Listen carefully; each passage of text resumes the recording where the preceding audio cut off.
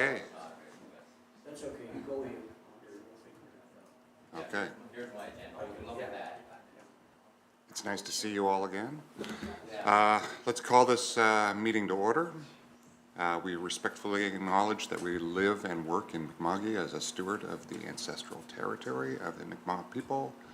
We are all treaty people. Can I get someone to approve the agenda? So moved. Second. Moved by Warden Weber, seconded by Councillor Asif.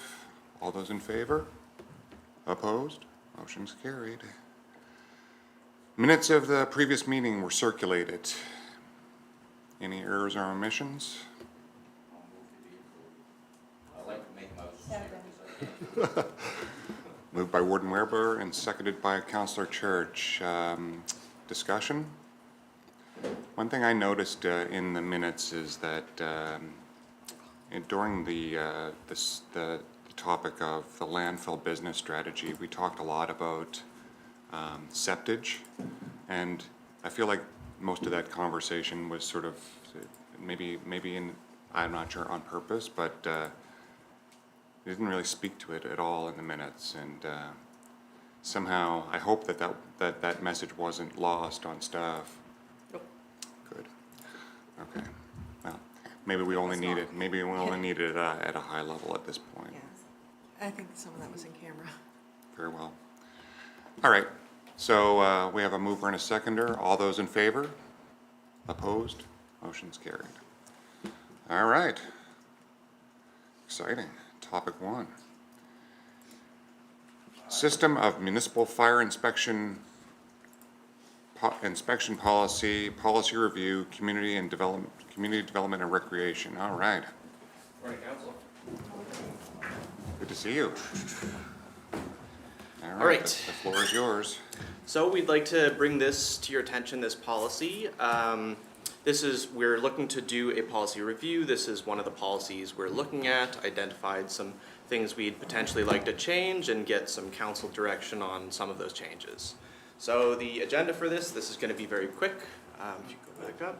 Yeah, I know that's always the preferred one. So a few areas we'd like to look at. The inspection schedule, that's the most important part of this policy. It's a fairly limited policy if you've looked through it.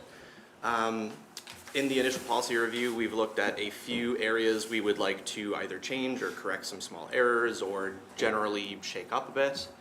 And then we'd like to look to you for any direction you have in how you would like this policy to be shaped and to be applied.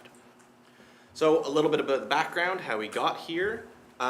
We are required to have a system of fire inspections. This is one of those areas where it's split between all jurisdictions, so we have a part to play. The province largely has the most in terms of framework, and then there are also national building codes and fire codes we have to adhere to.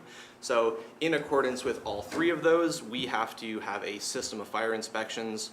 By system, it's mostly the schedule on which we are going to do our inspections. In September 2018, we enacted this policy, and that's the last time it has been updated. So we're about due for an update. So the objectives for why we want to review it and make some changes, we have 4 sort of smaller points. One is just update the schedule. This will have the most sort of council direction, council input if you'd like. The second is to remove duplicate sections. A lot of this policy is copied from the provincial legislation, and generally we should try to avoid that. The third is to narrow the scope. Again, we are one part of 3 different jurisdictions all dealing with this, so it would be good to kind of pare it down to just those areas where we have jurisdiction over. And then 4, just general housekeeping changes. This policy is 8 years old and should be looked at and updated with our language and updated with anything else we've changed. So the inspection schedule, this is the area where we have more authority over, more jurisdiction, more leeway. So our current schedule, we have the group A's and C's, that's assembly occupancy and residential occupancy. Those are every 3 years. The legislation, the provincial legislation, tells us we have to do that every 3 years, but the rest of them we have authority over how often we want to inspect, and most we've defaulted to every 5 years, and then industrial occupancy high hazards every 3 years. In general, and this is in consultation with our fire inspector and looking at some of the other municipalities, we would like to be a little more proactive on this and have 3 years for most of them, and then every year for industrial occupancy high hazards. So that's the schedule we would like to go to, but this is also, you know, within our leeway. We can decide whether this is sufficient. I'll also note that these are minimum. We can always investigate more if there are issues, if it's a known problem. If it's, you know, for whatever reason, we are allowed to use jurisdiction or use discretion and investigate more frequently if needed. To the next one, the duplication. In general, we try to avoid this. Just a moment, and Warden Weber has a question. Of course. I mean, like, you guys know more about this than me. I mean, the only, you want to do the inspections more frequently, which makes perfect sense, as long as you have the staffing capacity to do it, and that's what, what I wanna know. Well, a big one is that we're canceling service with Mahone Bay, which opens up a lot of extra time. Yeah, Okay. so, Yeah, I mean, when it comes to this kind of stuff, I mean, you're the professionals on it. I just wanna make sure you can actually do it, that's all. Yeah, no, that is absolutely, and on an ongoing basis, that is worth considering. So this is as we determine within our current capacity, and we don't expect that to run out anytime soon, so this should be good. Are you? Yeah, just one other comment is we've talked through this at the staff level as well, because we knew this would be more than likely one of the primary concerns that council would have.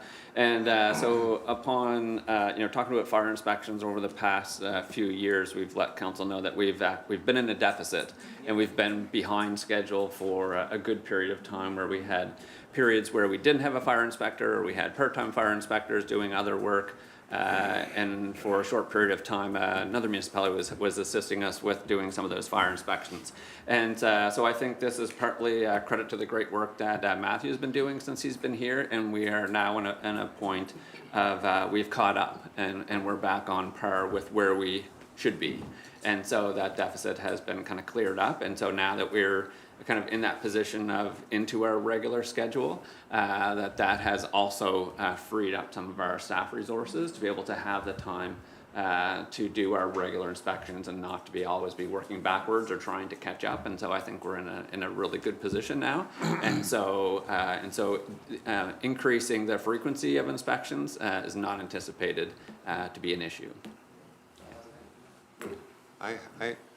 Councillor Asif. Thank you. Just a second, let me turn you on. That was my biggest concern, because, I mean, I know from my area, you know, when they don't get a fire inspection for 2 or 3 years or whatever, and then all of a sudden he comes in and says, well, like, it causes a lot of friction between the inspector and, not always, but, you know, they're wondering, well, why are you coming to me now? And it's, so I guess what I'm trying to say is if we're back on a level playing field now, I hope we don't let it get to that point again. That's the In plan. some fashion. I don't know how we'll do it, but Yeah. we can't get behind the 8 ball again, because it's not fair to the public either. Yeah, for as sure. well as the inspectors, because it puts a burden on everybody, and you know, the last thing we want to do is close a business down. Or That's right, Put an undue burden on them that, you know, they have to do everything at one time. But that was my biggest concern, so I'm glad. Yeah, and that was part of what we had identified a couple of years ago when we brought Matthew on as full-time fire inspector, was for that exact reason. And so, and I do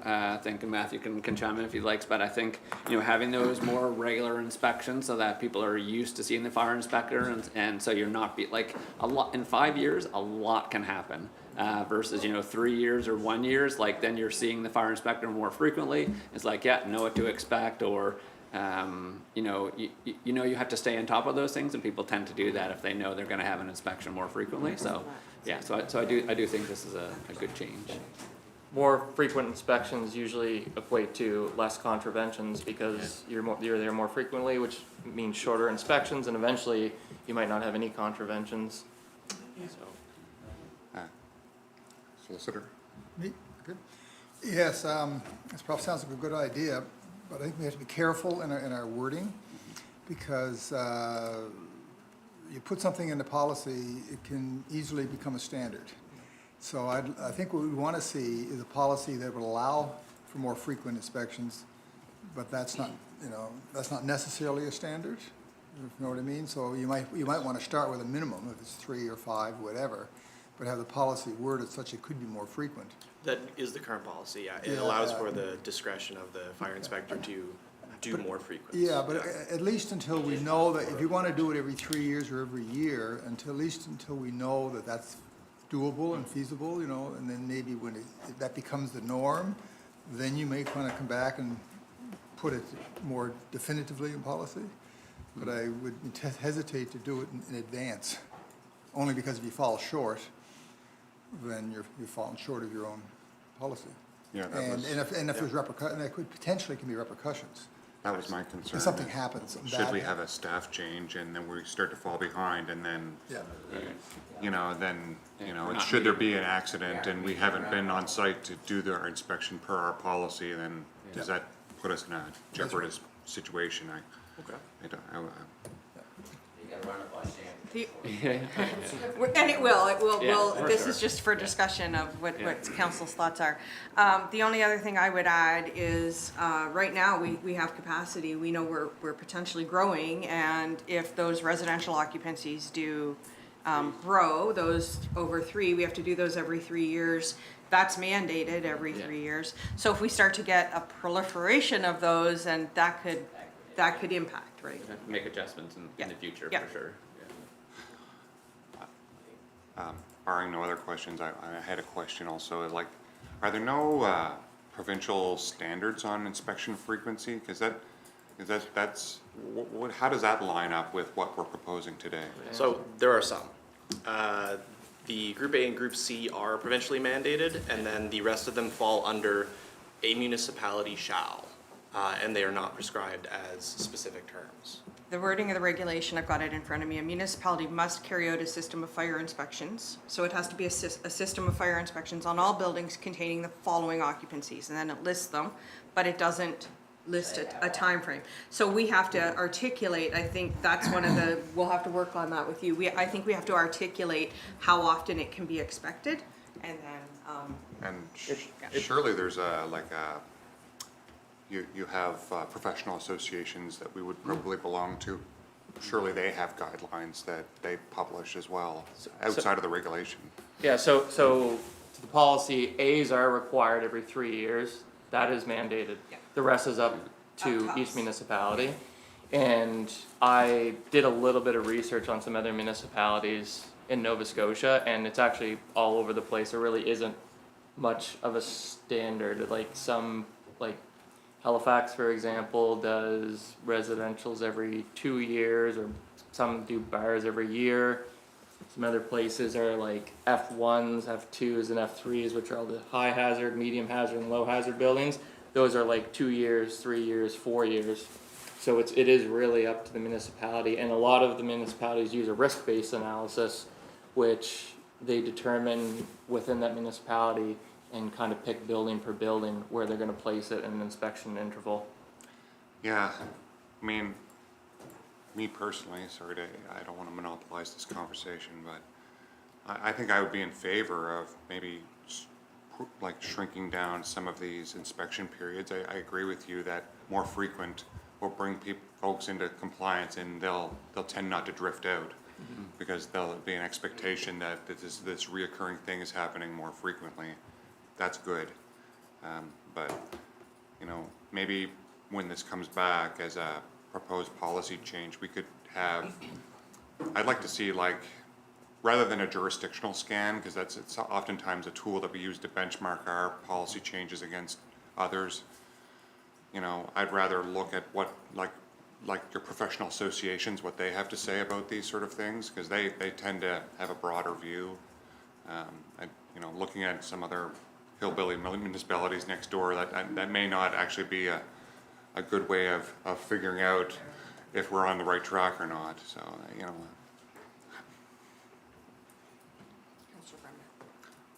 Councilor Bremner. Thank you, Deputy Warden. Staffing is always going to be the issue, how we can do it. Glad to hear we have some free time. For me, it's the senior complexes, the special needs locations, which we have several. They can change, as you know, Matt, a lot frequently. People do things that aren't always the safest and smartest things to do, but we're hopefully educating them. And the fact is, we are going to grow, and we're gonna need these frequencies more often to do those locations. And I really encourage you to keep doing what you're doing. It's pleasing to me to know you're on top of the game and know what we have to have done to keep us safe. And it's a big picture. The province got themselves in some trouble over the years for their lack of inspections and their confusion, so we need to set a pace. You said it well, nobody's consistent. We could be consistent and should be consistent. Thank you. So I'm feeling from the body language at this table that, and speak up, but that I think mostly we're in favor of what you're proposing here. And, I can say over the last number of years that our building official, like the building side of our department, has always been pretty strong. Our fire side historically had been weak, and now it's nice to see like a level of professionalism that's come into the department. So I think this is good, another good step forward for us as a municipality. So, I look forward to seeing the proposed changes in policy form, and, maybe with a little bit of backup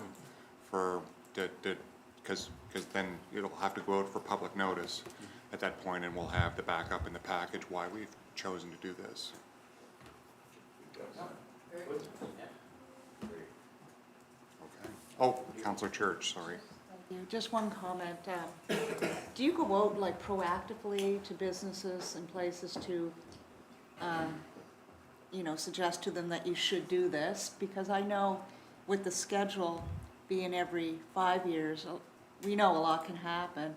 And I've heard it from some, oh my heavens, the fire inspector is in and now we've got to spend all this money, huge amount of money to change something. Whereas if you're in on a more frequent basis, not as an inspection, but just say, hey, we'll be back, maybe you should look at a few things and do it, instead of waiting. Or I don't know what your time schedule is, that you're even able to do that, or whether that's your role, I don't know. Yeah, so there is some of that. Usually it's upon request of the business owner. Okay. And there's also some of that when a business changes, which happens quite frequently around here, it seems. But so you could have a building that has 6 different occupancies in it. So it could be a bunch of storefronts and a restaurant or something like that. So let's say that is a 5-year inspection interval. If something changes and a building closes and reopen, or a business closes and reopens, that would typically prompt a visit. Okay. It's not usually an official inspection, more like a proactive approach. So there is a little bit of that. I like that. I think that's a good. And changes in occupancy as well, classifications would prompt Yeah. a reinspection, as well as complaints. So those are generally the one, it's not a, kind of, on your free time, go out and drop into different places, but it's on an as-needed basis, or when the opportunity is there. Right, okay. Great. I think that'll just about do it, unless there's other questions. There's a couple more slides. All right. still. Oh, is there? Oh, sorry. These Take these it. other ones are far more structural and procedural. All right, that's fine. Could you go back up to the provincial legislation and regulation there? So as identified, there are some areas of this policy that are duplicating provincial legislation. That is partially what brought this. The province has changed some of their system of complaints if it's being complained by another public body. So we'd like to go through and kind of remove the sections that are duplicating provincial, and either accommodating them by putting in pointers to the provincial legislation, or just removing them if they're no longer relevant. And then finally, we would like to kind of narrow the scope a little bit. We have 3 areas where we have more control over: the actual appointment of the municipal fire inspector, which is fairly straightforward, fairly simple. We don't anticipate any changes. We have the schedule for inspections, which we will take your input and come back with some options. And then the process for complaints, and these are for complaints by the public. So how they're processed, how they're investigated. So we'd like to clean up some of that language, remove some ambiguities, and kind of tighten that process up. So those are the main areas we'd like to look at. The schedule is the big one that we have a lot of jurisdiction over, and then the other two are mostly procedural, structural, wording choices, housekeeping changes. Good. Slam dunk. All right, thank you very much.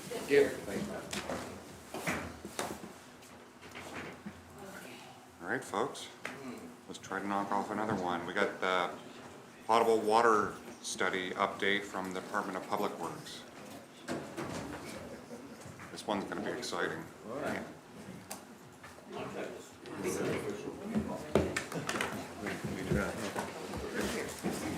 I give the tallest the smallest.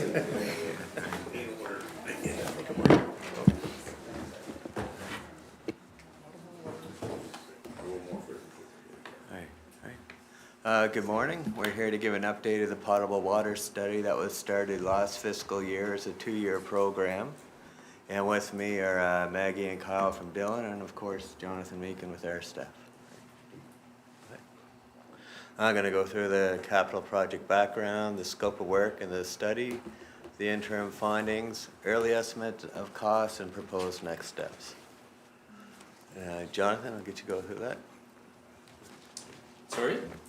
If you can take this there, because with Yeah, because of so PCAP and we that. just wanted to sort of go review where we're at in terms of some of the financing through external grants that we've had to the various water initiatives we've attempted. So we've received 3 different PCAP grants from the province devoted to different attempts. So the 23 PCAP was originally for test wells in Middle River area. That proved to be unsuccessful.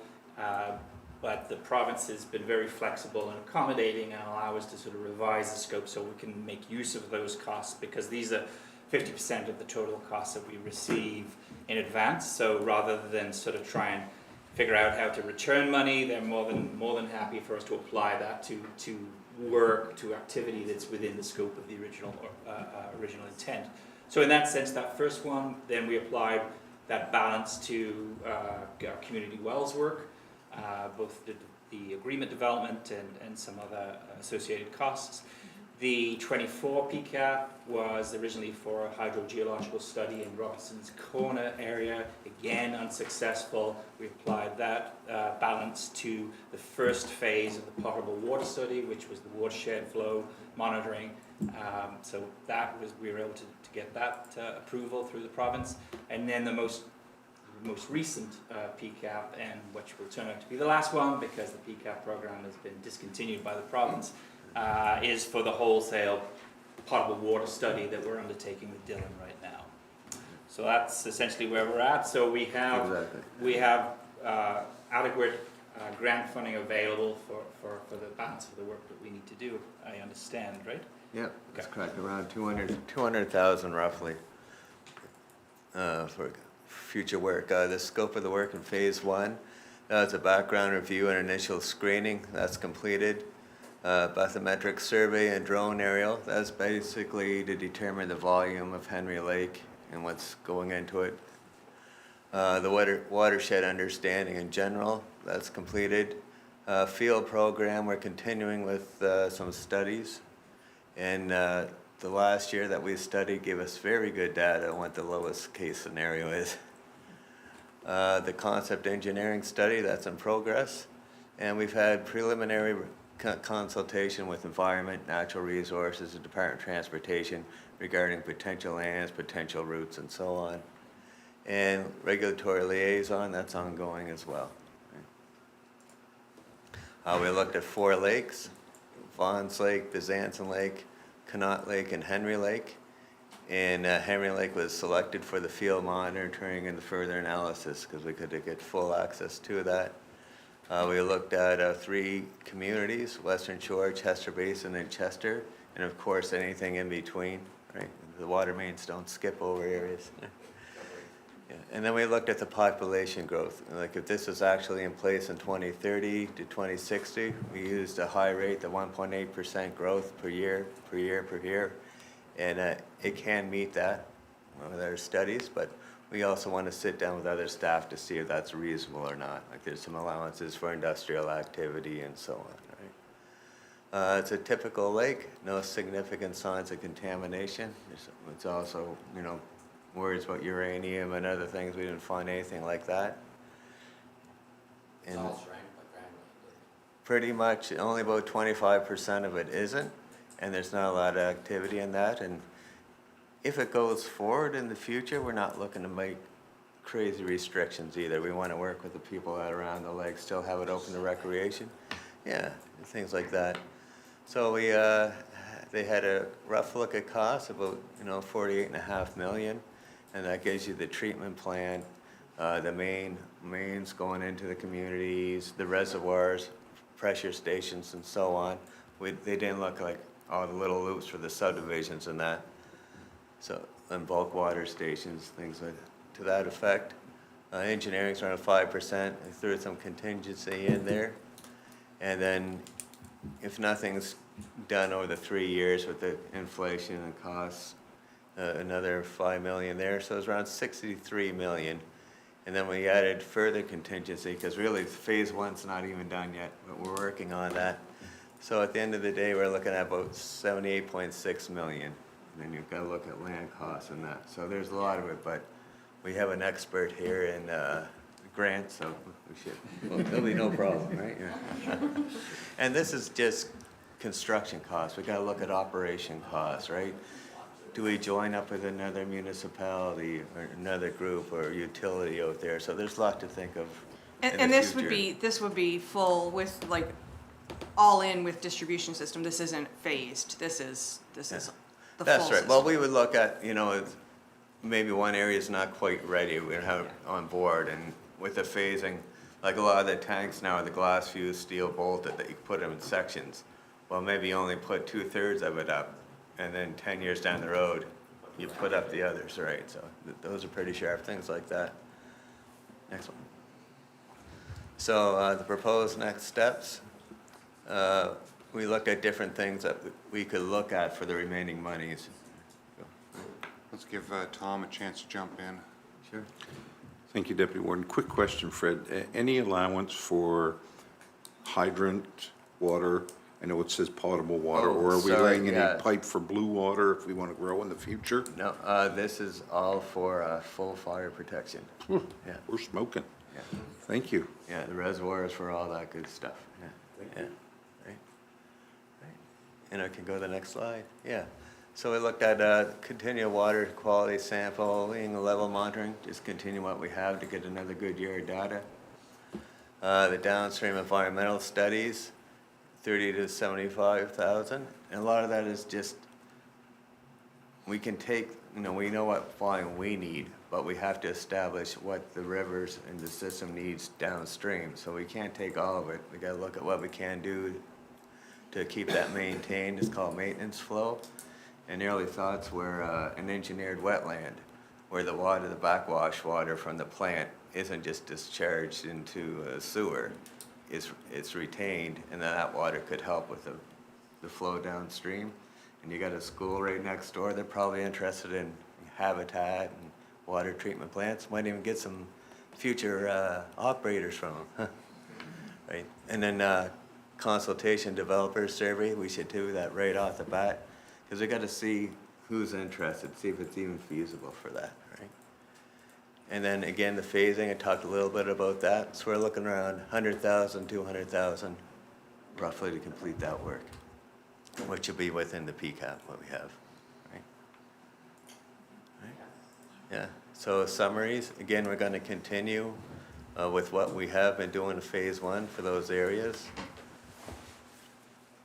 And then, again, just want to mention the bulk water station, because that could help everyone in Chester, right? Municipality, not just those with that. And then the next steps, it's recommended that we continue on with that under the current contract with Dylan, or a new one if we have to. But I think we have some good momentum and we want to keep it going.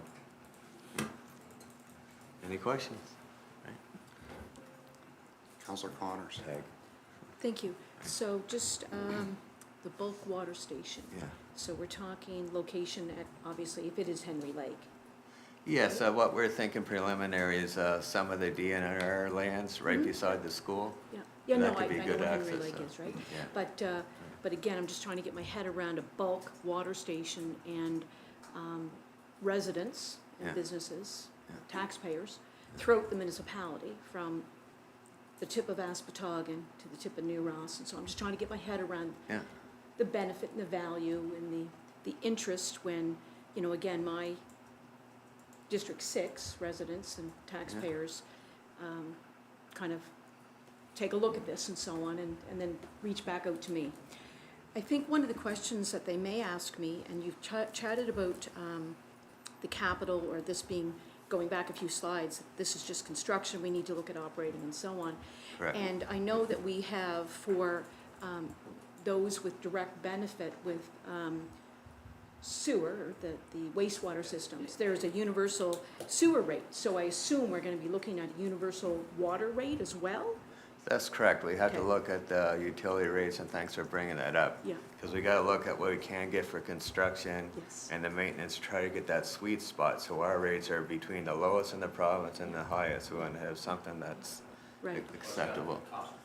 Yeah, Yeah, it has to be, and it has to be, again, those receiving the benefit, like, I assume, a wastewater system will have to pay the universal sewer rate. that's correct. It'd be a Okay. water utility rate. It would be a water Yeah. utility, Yeah. so it'd be a regulated utility with Absolutely. rates set by or approved by the regulatory No, body. no, Yeah. just wanted And clarity then on that. this construction would have to be paid back by the utility, Yeah. right? So this shouldn't take away from other big projects that we have. We gotta figure out how to do that under the future utility. I think this is great, and thank you for the update about the PCAP kind of reallocation in terms of where we are to date, and also too, I have full faith, as you do, in Mr. Meakin in terms of navigating and sourcing and applying Yeah. and receiving and so on. So yeah, thank you, Yeah. thank you.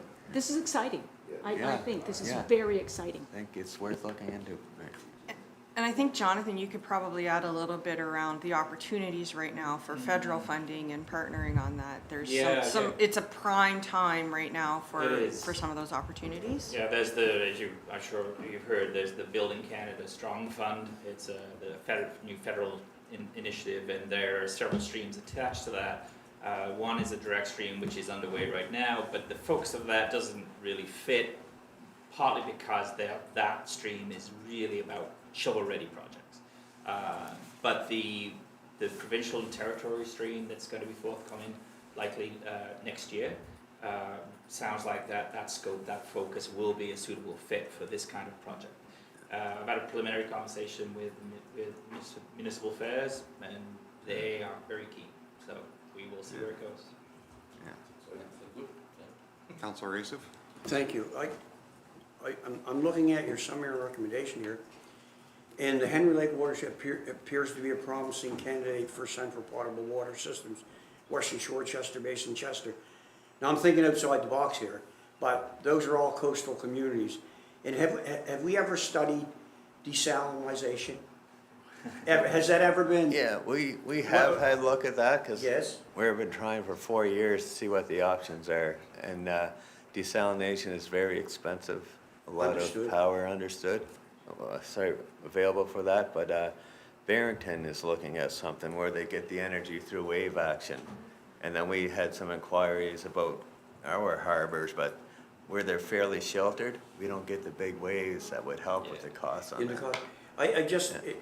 It just seems to me that, you know, we're struggling to find possible water sources. Yeah, And that's not gonna get any better, No. not in my view. I'm a firm believer that in the future, It's that's coming. where our water's gonna come. it's Yeah, I gotta. think- yeah. That's just, I mean, they do it in the Middle East out of necessity, and of course, they have all kinds of Yeah. money there, but it's necessity, that's how they get water. And And that's what's gonna happen to us here, not Exactly. tomorrow, but eventually.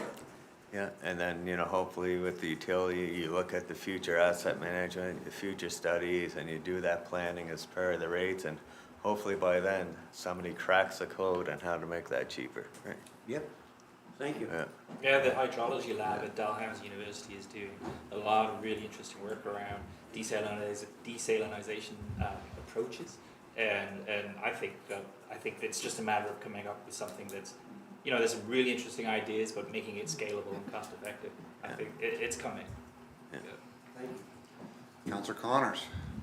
Thank you. So just going back to the slide on the 4 lakes that were identified, can you tell me a bit more about Vaughn's, Bezanson, and Connaught, and why they kind of didn't make the grade?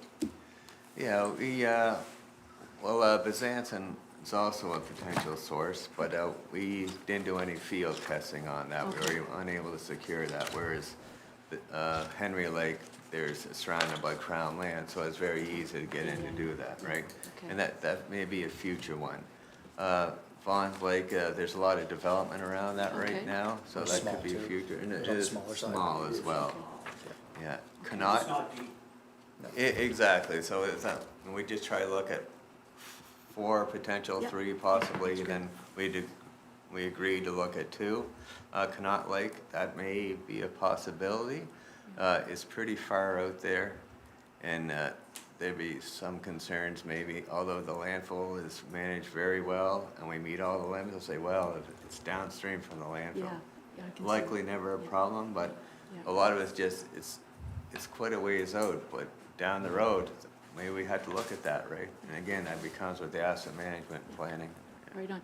Thank you. So just as a secondary question to that, so again, you're right, I recall 2 lakes, we had chatted about 2 lakes, and Bezanson was the second one then, right? And Correct, yeah. so right now, you said that you've just not been able to secure any field work, or kind of have see Yeah, that happen? like So we it's- can do a theoretical one, Yeah. because the bathymetric information that we got was very close to the provincial. Right, But right now, it looks like a very, very good source from Good. 2030 to 2060, if we can manage the downstream flows, okay, right? so Bezanson is still in the running? That's right. All Okay. those lakes could still be considered in the Wonderful. future, Okay, right? that's good news. Yeah. That's even better news.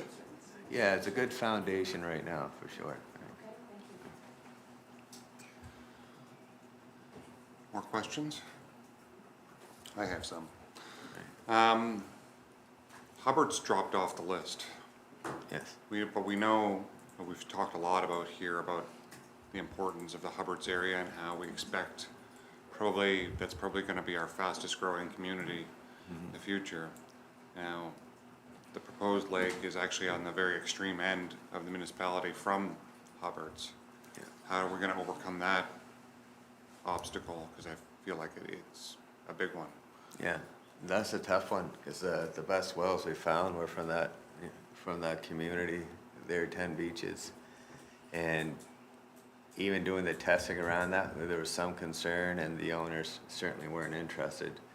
And then the study that was done by EXP in the area, the other lands around there were all low yield, and they felt that the lakes couldn't support that, which is verified in their CBCL report. So other than salination, maybe Connaught Lake is a solution for that in the future with the future study, right? That's still quite a ways out, right? Yeah.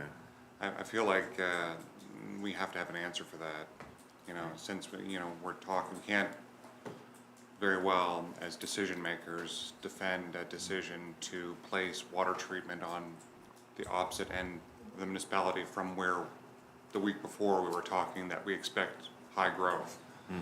So I think that we open us up to a lot of criticism, don't you?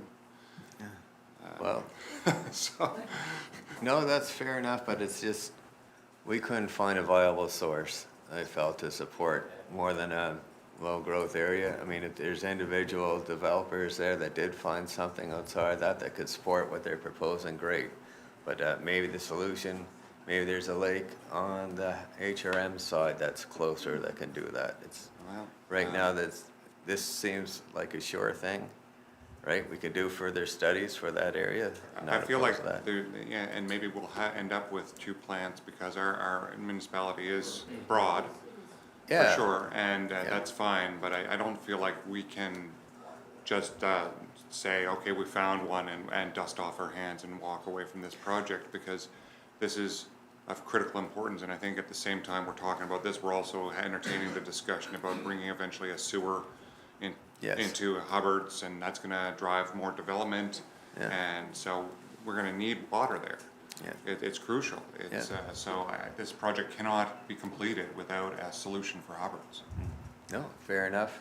I think, Go ahead. I think that, the growth strategy is planning on coming back. We're planning on bringing EXP back to talk about the growth strategy, the high density scenario and the lower density scenario. And so that, I think, is coming back to the table for discussion of, what direction do we wanna go and what's the next step for that? Is it further water study and what does that look like? But I think that's still gotta come back. The last report, and I don't think you were, at the table for the discussion, the report did come back talking about, where we were, and that right now, from the findings so far has been, there's only enough, water there for the low growth scenario. And so I think we need to bring that report back and say, what does that mean and what does that look like?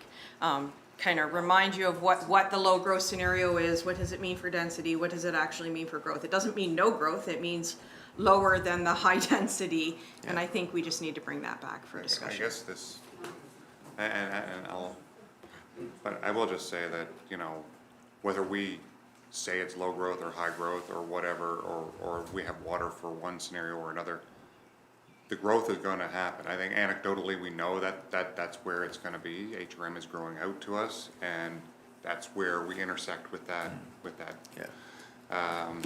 that growth. So, you know, we can't hide from this problem. We have to solve this problem, I feel. Councillor Connors? Thank you. So a few weeks ago, we chatted about the Hubbards community and an additional location where you were gonna go and check, I think. Was that not brought to the table? That I'm was trying to like 10 remember. Yeah, that was like 10 beaches. We looked at an area that would be Across the road. 500 meters away. Right. And that would cost like 100, or so it was the 100 and some thousand just to get the Okay, well in there. okay. And at that distance away, like looking at some of the other residential wells, it was low again. Like they kind of have this unique little spot there, right? Whether there's others, but we could look closer, but they were not in favor of that. And that there is risk there, right? What if we compromise that? Or even if we were servicing everybody through that, a water main break takes out those, you know, communities pretty quick. But that's a risk with anything, but we fell for what the reward was. The risk was too high, and talking to the owner, they felt the same. I don't think we need to drag it out any further. Okay, and we have Councillor Coolin here. Just to follow up on Tina, I appreciate you, you know, asking and speaking to that owner about water potential. Solars Lake is completely an HRM, is it not? I'd have to look at the map. We have a I mean, small that's little what I'm piece of saying. it. Yeah, We do? yeah, they looked at Solar and We do. another lake for the study that they did about 10 years ago, and they felt that wasn't enough. Okay. All right, but maybe there's one further out. I mean, I mean, probably worth chasing good water, right? So. I mean, not to jump in on you, Councillor Coolin, but, you know, if we're looking at a two-source solution, maybe we won't need as much demand. Yeah.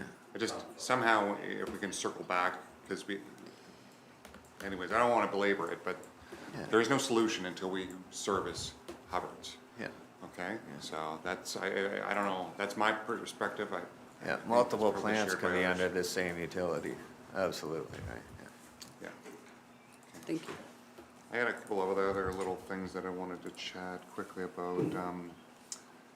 The report, or at least a preliminary report, this is a good update, thank you. Yeah. But when do you expect that we'll see something? It'd be nice to see like a map and how you expect to lay this out, anything like, just so that we have a little more. Yeah, meat, that's in progress. Really gave you some good questions. Yeah, exactly. We haven't really settled on the appropriate routing and that. We're working on that. There is an interim report that I was able to get going for this report to give everybody an idea, because we have more money to spend, and how should we spend that wisely? But I'll turn that over to Kyle and Maggie, they're the experts. Yeah, so as Fred mentioned, right now our current schedule is finishing up early fall. So we agreed with Chester early on to kind of finish our field logging around the end of August, try and capture that low flow period for a second time. And then our intent would be to leave that in. It's just basically a pipe with a level logger that can be used for future work. And then it can be checked, we pull the data, do our final report, and have that probably in October. So we'll see you in October. Yes, That's yeah. good. We'll be back again, and as Fred mentioned, there is an interim report, and there's been some other sketches, so if there's requests along the way before that of like a map or a figure, we're happy to share that in advance. We have a good bathymetric map that will be shared with you, so we can kind of send it as it comes along. I'm a bit, if I'm honest, I'm a bit surprised the cost projection seems a little low. I know it seems like a big number, but it does seem low, as in 2018, I think we undertook some work here just looking at a local lake that lake turned out not to be adequate. But the distribution network that at the time that was under consideration was smaller as well. And I think the projections for those costs were in the like 60 million range. Yeah. So a project cost of like say 80 million here for a broader network, I find that surprising. It didn't include the distribution network, that was strictly transmission, so it was basically a large trunk pipe to the extent of the main hubs. Okay. The local streets, connections, that was not included. So they're just bringing the big main Correct. 10-inch Yeah. or whatever you're gonna put through. Exactly. Yeah, all Yeah, right, good. so local distribution networks weren't included. Okay. That's what it's based on demand, and we can have a harder look at that, which is what will help, Yeah. which was proposed with the communication with residents and developers. Who's up for this? Who's interested? Do you foresee, like, because it's kind of a long reach to get to some of these, that you expect they're gonna have boosters or something to try Yeah. to keep pushing it along? I fully expect, I think in our cost estimate, we allowed for a couple storage tanks and at least, 2 PRV booster station type setups. Okay. So I think just there's a bit of a topographical gradient along the Highway 12 and then a couple others throughout the town, so those would be ideal spots for tanks. As part of this study, on the administrative side, are we looking at, how we're gonna set up the cost recovery model? And like anything in terms of how to set up the utility? Are we thinking about bringing our sewers into that utility and making one Chester water style utility that has everything all in one thing, or? That would be a future consideration for sure, because there's also stormwater, roads, all that stuff, right? I think that's the way many municipalities are going, to try to bring all the utilities into one place, and I feel like it's something we should probably be looking at, as part of this work, because there's a big administrative component to this if we proceed. And the biggest concern, well, not concern, the biggest unknown, I would say, as part of a joined utility is whether or not we get J-class roads, and that's a future discussion. I know they're looking at that right now. We can only work with what we know for now. Yes. And right now, we know Henry Lake is looking good, so we're trying to find out more of that. Right.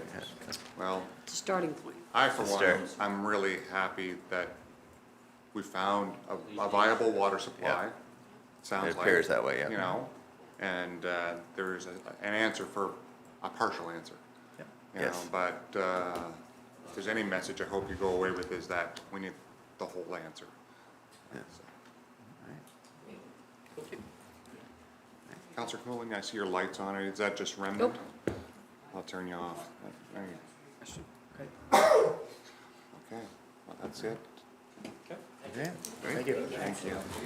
Now we can- How's everybody's bladder doing? All right, we'll take just a few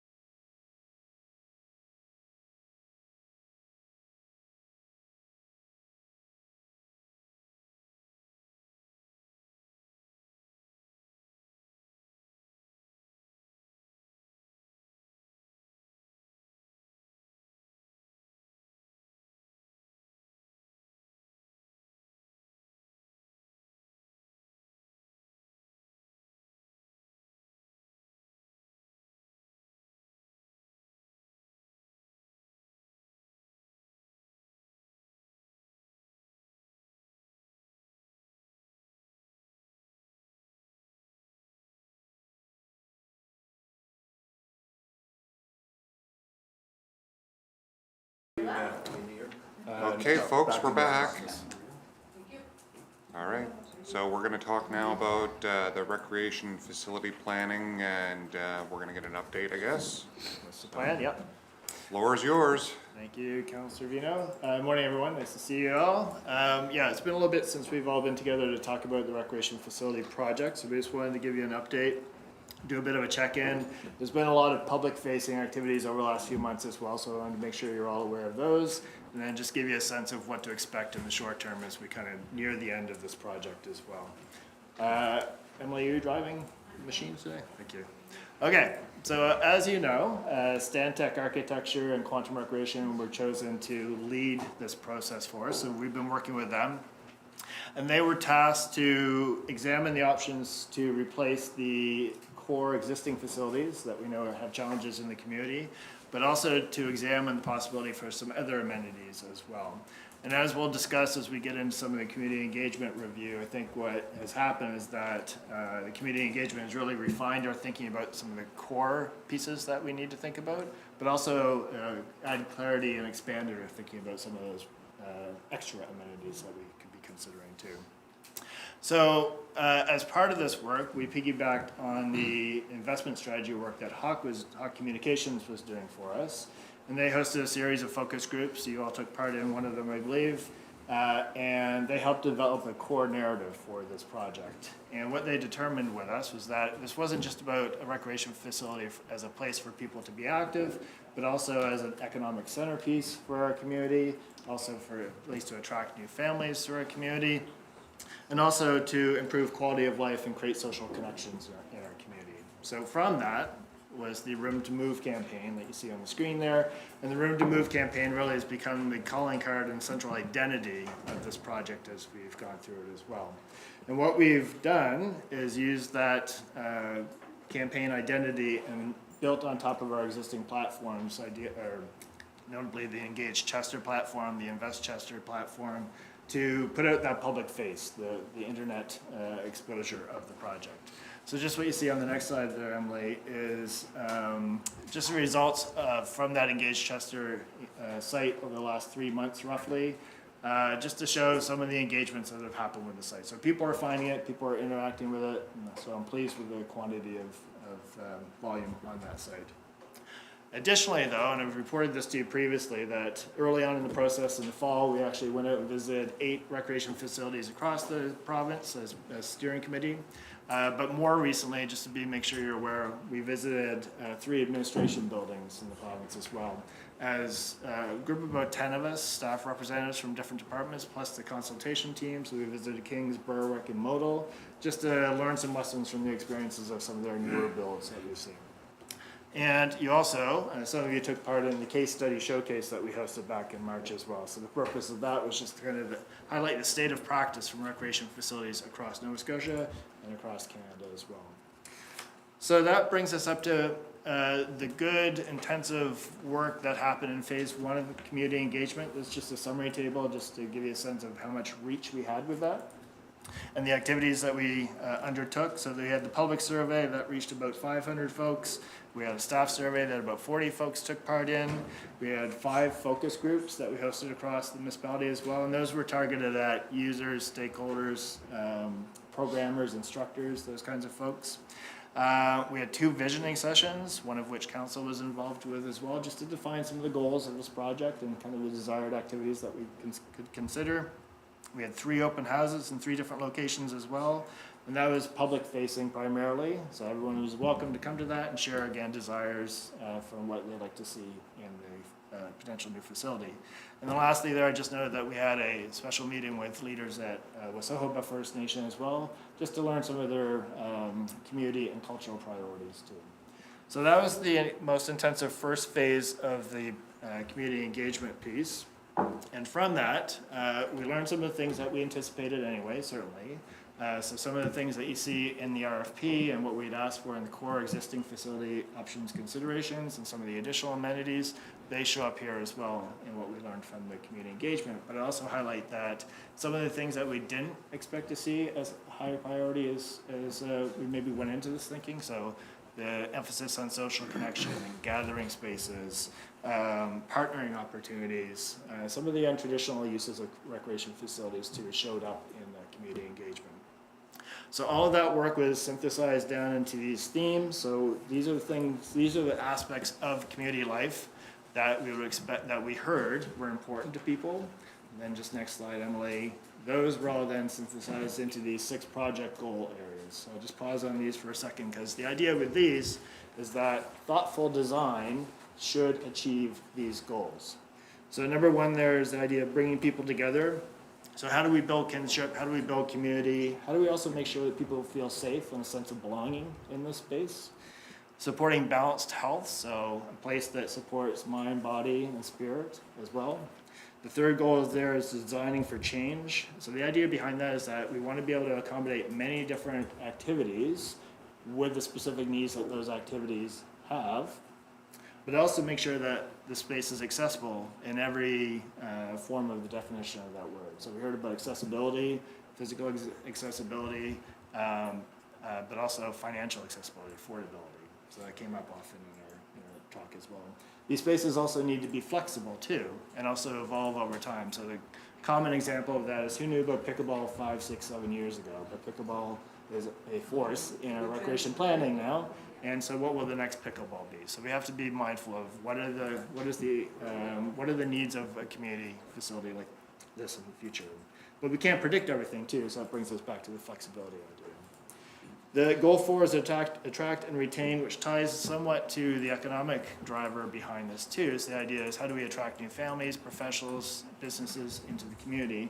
But attract and retain also speaks to, how do we make sure that people enjoy their time in this space and want to come back frequently?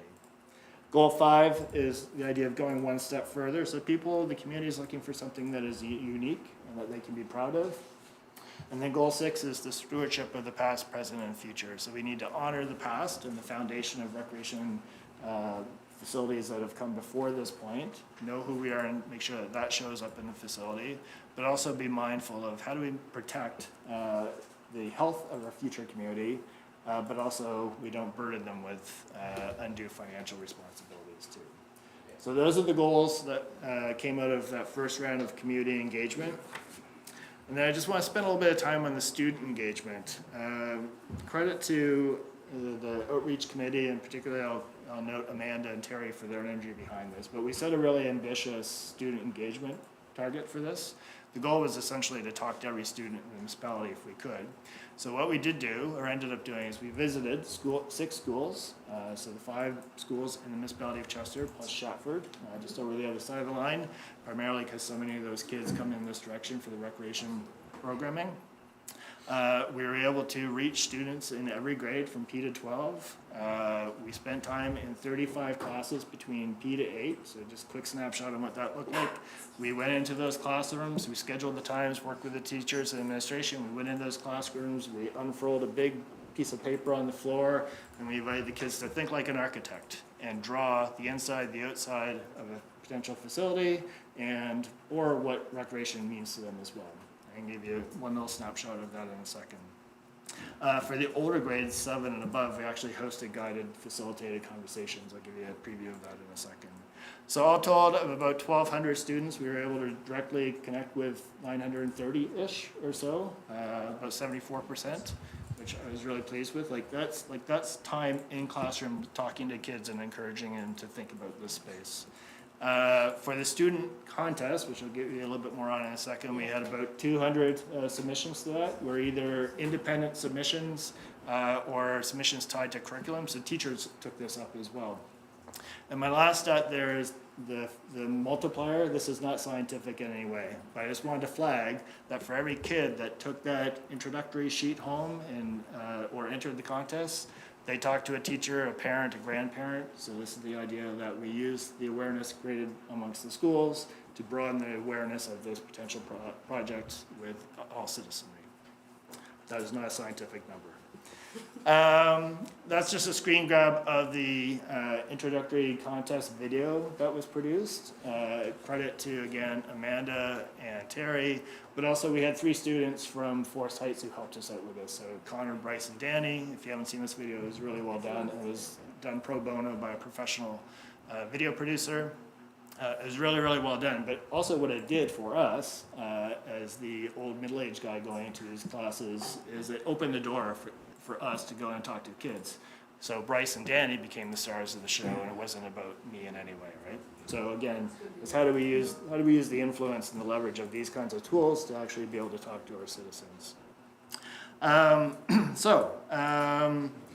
Just next piece there. So these are just a screen grab from the short video that we put out to announce the contest winners.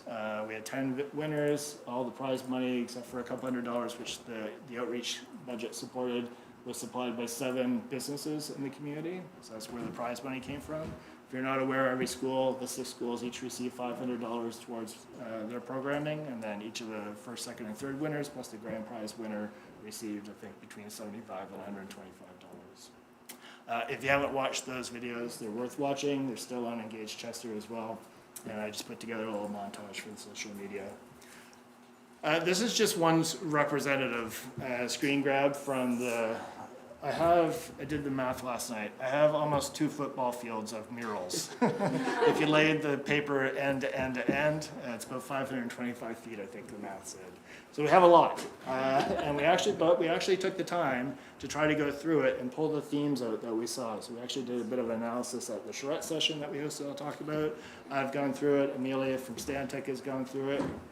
So what that netted for us is a different set of perspectives that the youth brought to it. One of the things that I think is really, really key though, and just to note why student engagement is so important, is that students, young people, see the world through a different set of eyes than we do. And where the adults typically focused on what will I do in this potential facility, students more focus on who will I be with in this potential facility. What will my experience be? How will I have a sense of belonging? So I pulled that one image off of the murals just to highlight I'll call it the unusual stuff, the stuff you may not necessarily expect to see showing up in a rec facility discussion. So if you can't pick that out, the booth in the back there is a charity food store so that everyone can be supported in their community. In the front is roller skates with an older sis and a younger sis in the front. And then one that gets me is the picture on the right side there, which is very distinctly a child sitting in a seat with their wrapping their knees up close to them, and the caption next to it is the overwhelmed corner. So this idea of neurodivergency showed up in all of our discussions, a whole lot more than I might have expected. So, and there's a pride flag on the top there as well. So the conclusion here is kids are awesome and they think differently than adults sometimes. So I just wanted to pick that one out again, just to say, like, people are seeing this not just as a place that I'm going to go do something, but a place that I want to be in as well. These are just to give you a sense of what we did with the older grades, 7, 8, and above. So we did, I think, 12 classes in 2 of the schools. And so the questions here is, what do you want? What activities would you like to do? What would make this feel like a center for you, not just older people or younger kids? And the third question is, what's fun to you? So this netted us a whole lot of great information as well. I actually threw all these pictures into AI, and AI actually did the synthesis of that for me. So we pulled a lot of information out of this for us. So some of the stuff that we heard from, again, quote unquote, the adults shows up in this list too, but I just wanted to highlight again, kids emphasized spaces for fun, spaces for social gathering, entertainment space, and spaces to be with friends and family, and to be able to enjoy freely chosen, unstructured program activities that benefit themselves and their community, which is essentially the definition of recreation. Classically, that's the definition of recreation. So that was heartening to me in this field to be able to see the kids seeing themselves in this kind of space. So that's the phase 1, the totality of the phase 1 community engagement. We've just completed phase 2. Phase 2 is focused on reconnecting with users, instructors, programmers, operators, and the format for that was a design charrette session that we hosted at Forest Heights. So we had 22 folks in the room that day, broke into different groups, and the task that they were given was to take the programming blocks that had been kind of defined through the first phase and start to put them together and think about proximity and how those programming blocks interact with each other as well. My observation, I didn't take part in the tables, a couple of folks in this room did. You can back me up or not, but what I noticed, observing, was that it was really hard to do. It was a challenge to think about how does this all work together. But what I also saw is that once there was a starting point and the conversation began to flow at the tables, people got to an interesting place, an interesting conclusion. But every table, and I did another mini charrette yesterday with another smaller group, every single table, the results look different. So what that illustrates to me is that you can't just pull these things out of a magazine or a book. There's no template you can just say, because they have to be born out of community. And that's what we've been trying to do and build towards here. It's like build the narrative for this potential facility from the experiences and the expectations of community. So that's the phase 2 work that we just completed.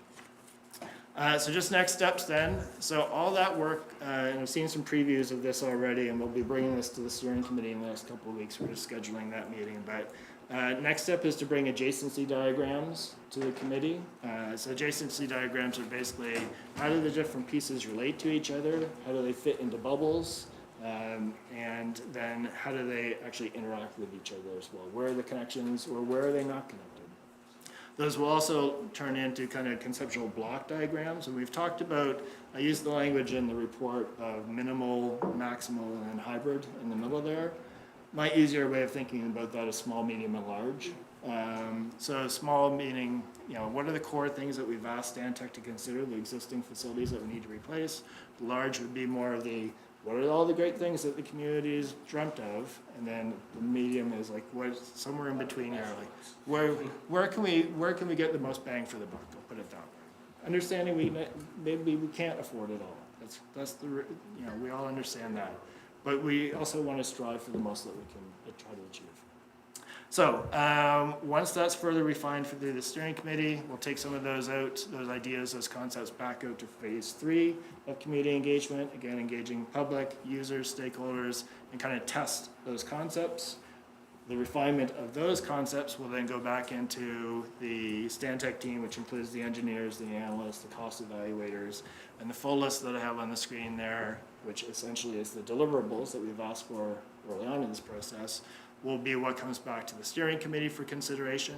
And I'm sure the steering committee will want to make a recommendation to council, but ultimately council will see all that information and be able to give us direction on how to proceed.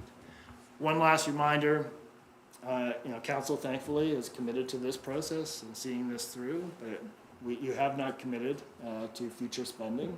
So still just to say, we've always used the language of potential facility and possible facility. So we don't know the outcome of this, but my goal in this position is to bring back, and I've said this to all of you and individually as well, like I want to make sure that I bring back to you all the information you need to answer any question you might have.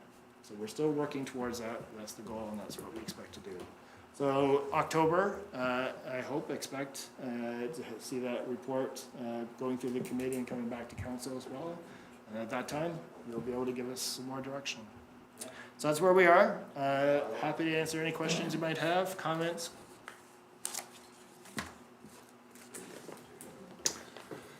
Councillor Connors. Thank you. Yay.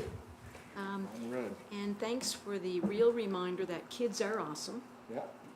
And that they are more awesome than some of us that are stuck in our traditional thinking, why we're doing stuff, right? Because that was a reminder for me, like, why am I doing this? Why am I thinking about it? Yeah, kids are free thinkers. Absolutely. And that's an important thing to infuse into a process like this.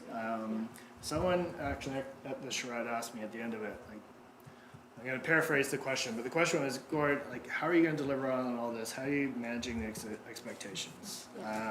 You may have the same question. My answer to that person in the moment was this, especially when it came to the kids. So what I said at the end of each of those 35 in-class sessions was, thanks kids, like we're scooting off to another class. Thanks kids, thank you so much for all your great ideas. And here's my last request of you. I want you to remember the thing that you drew on that big piece of paper today. And if the first day you walk into this possible new facility, what I want you to do is look around. And I want you to look for your inspiration, your drawing somewhere in this building. It won't look exactly like you drew it, but you'll be 5, 6, 7 years older by then. And hopefully they'll be able to translate that drawing into that little thing over there, or that little thing over there, or that piece of art on the wall, or whatever it might be, or that overwhelmed corner over there. Second thing is, for me today, with the previous items on the agenda, Yeah. talking specifically potable water, Yep. this doesn't scare me anymore. Wow. The pricing of this, right? Because again, why are we here in terms of municipal, kind of, I'm thinking back to Municipal Awareness Week and the areas of responsibility of municipal government, water, sewer, recreation, outdoor parks, all of that, right? So strategic, having it on the agenda with potable water, in my opinion. So the potable water piece can come back on the same agenda in the fall And likely as be this one. similar timing, yeah. Yeah. Exactly, so if we're talking about spending money, right? And the reasons we're spending it, so. Yeah, and my job is not to Nope. tell you how to Nope. spend money. I You know know, that, I know. that's your expectation of I me. know. But I do want to bring back to you the information that you need, and with some inspiration hopefully, and a sound rationale behind the hard decision you'll need to make. I'm very realistic about that. Last comment, and again, people, I think it applies here. So when I went to, during Accessibility Week, the first panel presentation over at Modal during that week, and there was a gentleman there, and again, I know we were specifically talking accessibility, but the reference was the cost of not doing something. So for me, I can apply that here, the cost of not doing something. If I'm thinking again of down the road and attracting residents, attracting business, keeping residents, keeping all of that. So again, I know that I'm going to be in for a discussion in my community when it comes back to the table around the investment, and I know Councillor Asaph has specifically talked about costs as well and to the taxpayer and so on, but I think it's important. Just on the accessibility note, Ellen attended the charrette session with us, and then I've also had set her up with Amelia, and we've had a separate conversation just for Ellen to share with Amelia. Amelia, you've all met, the lead architect on this, is a professional in this world. She knows this world. But we all learn when we put ourselves in a position to learn, right? So just having a chat with Ellen illuminated a whole bunch of different things that we want to make sure are front and center in the design and the concepts that come forward, and the things that are non-negotiables essentially, right? In whichever the small, medium, large we consider. So that was really a valuable perspective to bring squarely and explicitly into the conversation, and we'll continue to use Ellen to help us out too. Okay, we'll hear from that. Councillor from District 5. Thank you, Deputy Warden Tina. So formal. Just to build on what Tina said, with this final report in October, will Tim or the financial department be involved in this last process? Yes. Yeah. At a really high level? I'd say lower than high would be my desire, and I'll take you some Yeah, care until we on move this. forward a little further and get a decision, Yeah. this would be conceptual, I think, at Well, this point. But I think where your question might be going is like, if we are forecasting, how might we pay for this thing? Yes. You know, in considering grants, funding, our own revenue, our own sources, and capital campaigns, what does the math look like, right? So we have had to sit down with Tim early on in this process, especially at budget time, to consider some of these things. And as some of that analysis gets done, prior to those concepts being fully fleshed out, that's when Tim would come back into the conversation and really think about, great idea, Gord, how are we actually gonna do this? And then bring that information to you as well. I want all that information for me. It's a critical decision for me. Yeah, no, we haven't lost sight of that, that's for sure. But just to finish the thought, but we don't have a exact number No, to I say, Tim, do appreciate that. your thing now. I appreciate that. And I trust our financial department, Yep. Especially Tim. He's good with numbers, and his assumptions are pretty close, so Thank you. I trust him to Yeah. keep us on track as Absolutely. well. Anything further? Good update. Can't wait till October. Oh, Lots happening in October, it seems like. Yeah. Get ready. Okay, thanks for your attention, everyone. Thank you. Who's handling this future update thing? This is just trying to type loose ends together. List of stuff. She opened the door, once I'm here, she's here.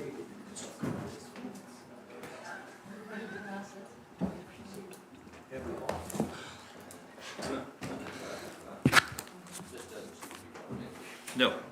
Well, we can chat. This one is just to kind of give you an update, tie Yeah. up the loose end, Yeah. because it's kind of been hanging out there as a to-do. Exactly. It's just what about closing the loop and but if there's any interest in pursuing other avenues on it, absolutely we can consider that. But I won't dwell on this too much. It should be fairly straightforward. But so you're all aware of what the Fulcher Foundation is. And as Tara said, I just want to get a sense of, I want to revisit this because it's just been hanging there with no recent action. So the foundation is particularly interested in initiatives around inclusiveness, rural economic growth, and sustainability that respond to the needs of communities and citizens. And their scope, their scale is they want to see things that have a large social impact that can be replicated throughout the province. In that respect, the Fulcher Foundation is more of a sort of incubator of sort of ideas rather than sort of a direct funder of any kind of intensive program. And any projects that they support obviously must be meet more than one of the foundation's objectives in respect to community impacts, leverage funding from other levels of government, and build relationships for ongoing collaboration. The summary of discussion where we're at, so back in the fall of 2024, the foundation approached Warden Weber and our CAO about a possible opportunity of investing an endowment from the foundation in an initiative that would be similar to the LaHave River Straight Pipe project. That was the initial opening conversation bit. So in November, I brought to council some possible, November 24 this is, I brought to council some possible program ideas, and then from that, Alan, Tara and I met with the foundation in January. In April, we submitted a proposal to the foundation. There was feedback on that proposal in a follow-up meeting, and so we submitted a revised proposal on May 1st, 2025, followed by a further meeting with the foundation in June 2025. And at that point, the foundation's response to those ideas in the proposal, they didn't dismiss them out of hand or whatever, didn't express a disinterest, but they didn't seem excited by those proposals. And so their response, and rightly so, was to sort of try and push us, well, what could you do further to advance those core ideas to really meet the mandate of the foundation. So that's kind of where we're at. What our proposal focused on was related to initiatives to water and wastewater services for residential properties. We were really trying to sort of pitch the idea of, or sort of focus on the idea of the community need for resilient water and wastewater services, and then attendant sort of public health or environmental protection concerns related to that, in addition to investment in the local economy, whether it's through contractors who can provide those services. So the proposal then we submitted May 1st, 2025 included three basic components. One was an investment in our now up and running water supply and septic system upgrades program. So this was at that point, we were just finalizing this as an expanded initiative that would include septic, that would increase the financing available for water upgrades and so on. And this seemed at the time like a sort of suitable fit, or a promising fit, because it was that financing model that the Fulcher Foundation had adopted with the LaHave River project. So we thought this might be a good to go. Can I just Of jump course, in? I please. just want to jump in. I think part of the key part of the discussion we were having with them was that they really wanted this. This was an endowment fund, so it was give us an initial injection of cash to help support some of these projects, with the idea that the program, whatever we did, residents or whoever benefited from the program would pay back that money in some way, and then it would self-sustain itself so That's that we right. could continue projects. We could continue, so it wasn't a one-time, like, $1 million investment in or a $500,000 investment in a project, and we take it, we spend it, and we go away. They wanted to see a program where that money came back to us, that $500,000 investment initially, and then we were able to continue using that. So that was one of the key things that we had to design this program around. Exactly, and that's why it seemed like why the water and wastewater upgrade program would be, because it's a financing model that we could just, invest into this existing program that we're developing, and we'd be off to the races. So that was why that fit. The other two components were required a lot further development, but it was around a community education and water quality testing program to enable residents to sort of really understand the quality and quantity of potable water in their wells. And this would be done through partnership with other organizations. And this would sort of help build on some water survey work that we'd done with residents back in 2020. The other was a needs assessment, options analysis, and implementation of wastewater service options for the Gold River area. This is obviously, as you know, part of Council's strategic priorities to do a needs assessment in that area. But again, there was no at that point. This was just a sort of conceptual idea. We didn't really have any meat to it in terms of how that would work specifically in relation to this endowment financing model. So in that June 2025 meeting with the foundation, their response to our proposal was basically they emphasized three key priorities. One was, number one, and they repeated this at great length, was some form of First Nations involvement in a program.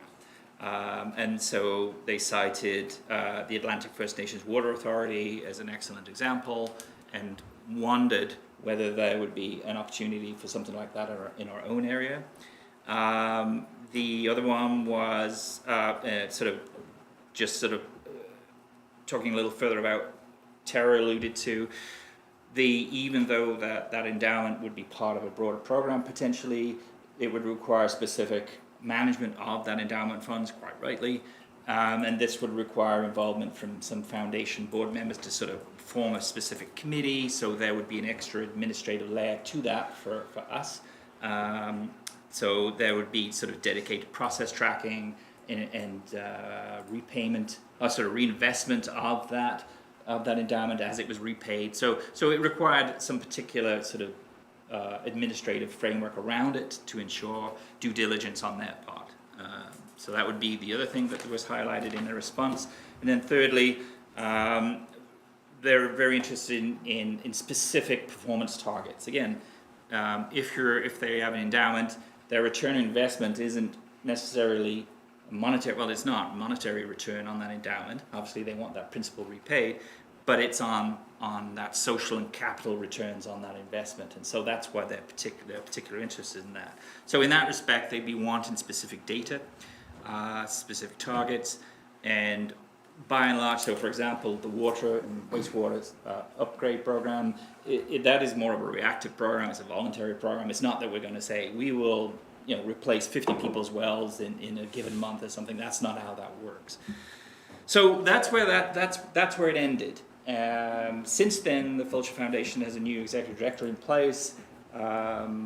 If council is of interest, we could certainly have a conversation just to say, okay, we heard what we said, we're revisiting, where do we go from here, if there is anywhere to go. My take right now, given everything that we're doing, is that there doesn't appear to be an immediate fit to this opportunity with the Fulcher Foundation.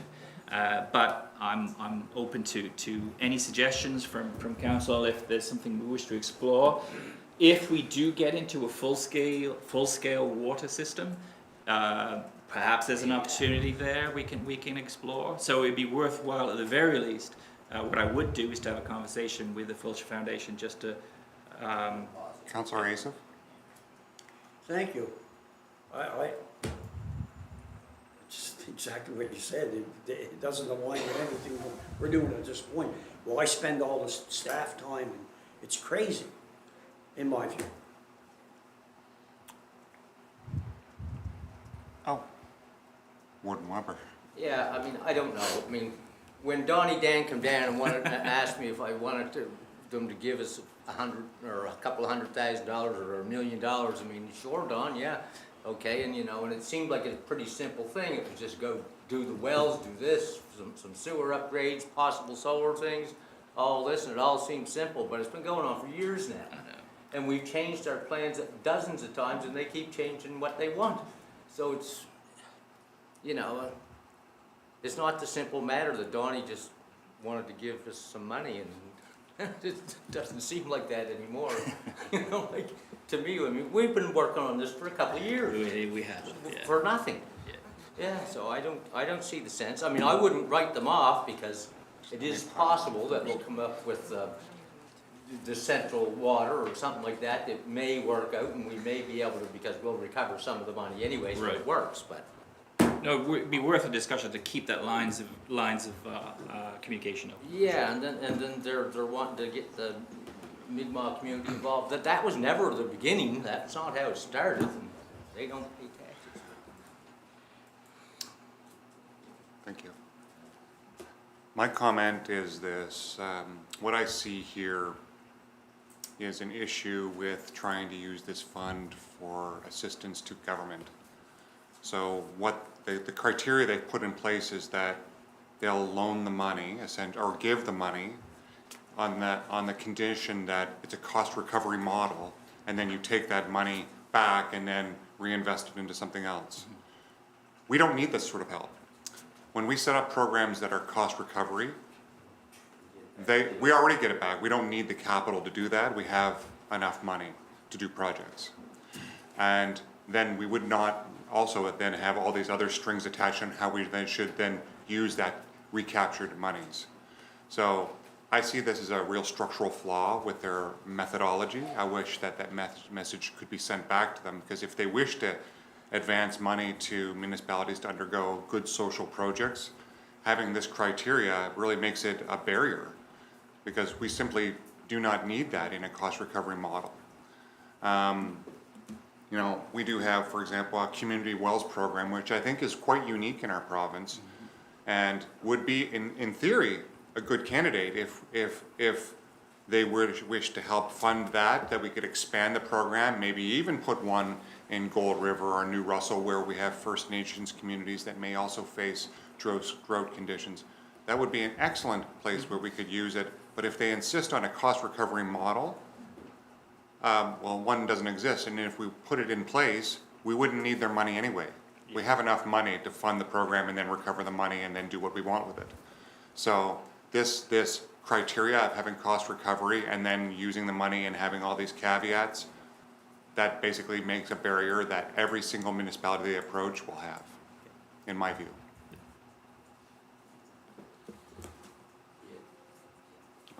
Yeah, I'll just say that when Don first mentioned it, I mean, we were only spending a very small amount of money on community wells and things like that. So I thought, well, if you give me some, then we can double, triple the amount of people we can help fix, but it's going nowhere. And I see that meeting some of their other goals of creating a unique or a sort of innovative social program that could be expanded throughout the province. I'm sure if this worked here and we had good acceptance from the community, they could use it in Shelburne or Inverness or wherever. Yeah. This criteria of cost recovery just ruins the whole principle of what they're trying to do, and if we supply any message back to them, I think that has to be that. Okay. Oh, Councillor Coolin? And cost recovery is their mandate. It's yes. Yes, it's their, it's, yeah, okay. I And just wanted then to clear we have to that. then Yeah. reinvest it in some social programs, and it just, Okay. Which is not a bad thing, but it's just that 2 years later and you can't get notice. Yeah. So the concepts have changed and they have, like, over the last 2 years, it started off at one initiative and now they're, Their concept? Yeah. No, I think their approach has been the same, but it's just, I think, as further information came on board from the foundation, I think it just didn't know when, because those proposals went to the foundation board, and so that was their feedback coming back to us, is they just seemed to want to steer it towards those areas. So it just didn't seem like, as Warden Weber mentioned, the initiating conversation seemed to be much simpler, but it has become more complex and not an ideal fit right now anyway. I'm quite curious, like, if they participated in the LaHave River cleanup project, any monies they dispersed for that, you know, how as they recover the cost from that program, is the municipality of the District of Lunenburg distributing the money into other philanthropic projects? I'm very curious what those would be. So my understanding, I don't know the exact projects they're doing, but they continue to work with the Fulcher Foundation, and that was part of the criteria, was that there be sort of a subcommittee established of municipal elected officials, staff, and Fulcher Foundation representatives who would steer those projects. And so some of the administrative stuff and the data, the requirement for, data collection and the administrative burden on what was being asked Worth was more than the money. great.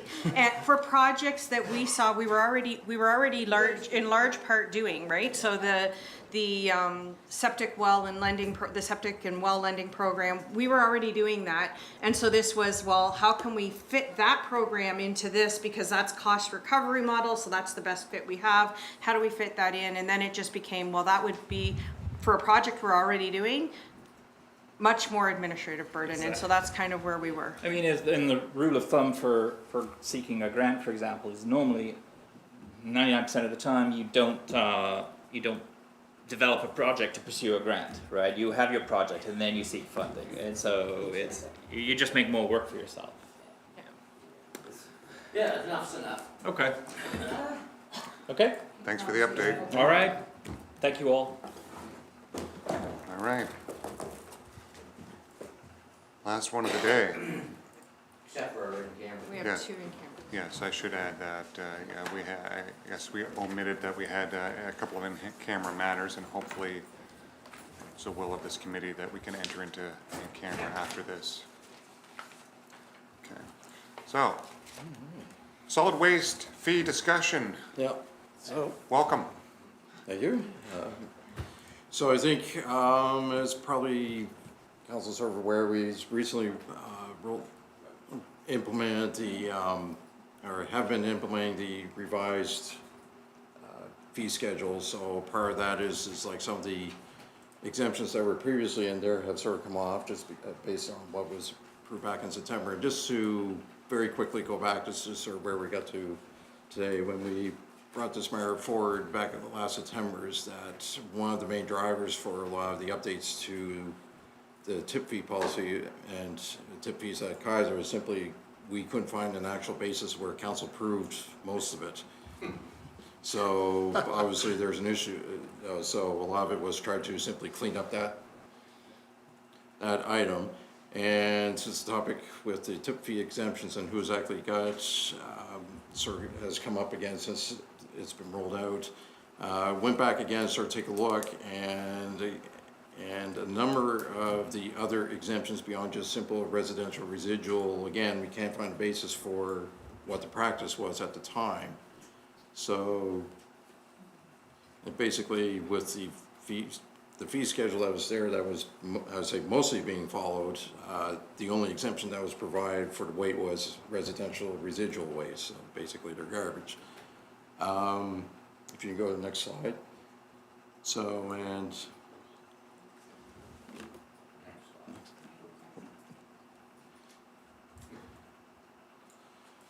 so, Councilor Ace. Can I just add, and Sure. this is, I just saw this, and it's, was on a Facebook post, that Yeah. we had our fee structure, or whatever, a new announcement. And I read some of the comments, and I guess maybe you're gonna explain all of that. That's why we're here today. yeah, that's why we're here to sort of explain that. Thank you. So, what was put forward for council and what was approved at the time was basically just codified the residential exemptions that were basically in practice at the time for residual waste. We also sort of expanded slightly just to make clear that not-for-profits would, with certain limitations, would have the same exemption. It was extended to, say, mixed C&D, which seems to be, I think, the primary source of the discussion, I'd say, since then.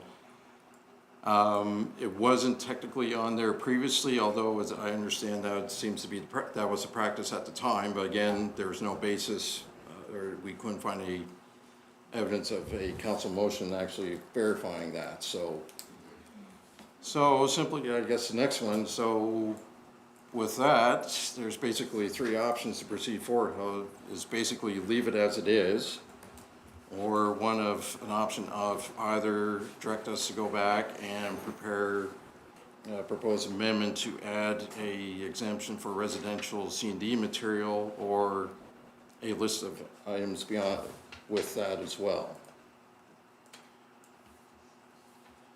So just so that it's clear for council, so what I think has happened is we brought the fee policy to you with some updates. And we put some new stuff in there and we posted it.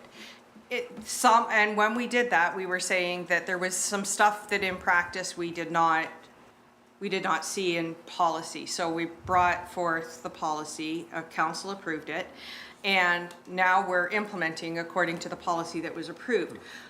It sounds like what we've learned is that there was some practice where we were giving exemptions for residents for C&D waste, which was not in the old policy, is not in the current policy, but we were doing in practice. When we stopped doing that in practice to follow the new approved fee policy, that's where the issues have come up. So we wanted to bring it back just for discussion and to get some direction. Do you want us to come back with a revised policy that would put that exemption into place, or are we correct in the way we're currently doing it with the current policy that does not have that exemption for residents, for the C&D waste in particular? Warden Weber. Yeah, I mean, I don't know which is best, but I can say that I know well that we did not charge people necessarily. Right, and I know we didn't. we know we didn't too, but it was practice, it wasn't in policy. But does it make Policy did financial not- sense? That's what matters to me. Yeah, so we've been, and Scott and I talked about this, we've been doing this, it hasn't been, it's not a huge, our practice was to not do it, so I don't know that the impact is going to be, there's going to be a financial impact, it's not like we were charging the fee and we're going to be losing that fee, we have not been charging the fee. Yeah, let's let these guys beat it around here. Yep. Councillor Coolin. So was the C&D, was it an oversight? Was it an oversight, not charging all the time? Was it in the? We're not sure if it was We're just not practice or. Yeah. It's been for decades. It's been decades, yeah.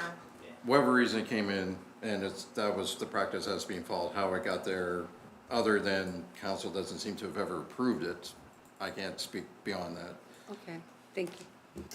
Warden Weber. Yeah, I can tell you in practice, it seems to me, based on my recollection, if the homeowner brought it from his own property with his own truck, we didn't charge them.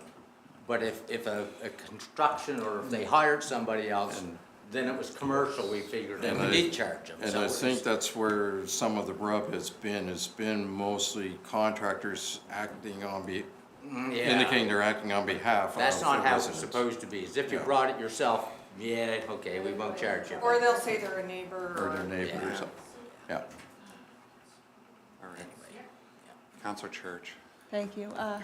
That's almost not a fair practice, because I don't have a truck, and it's my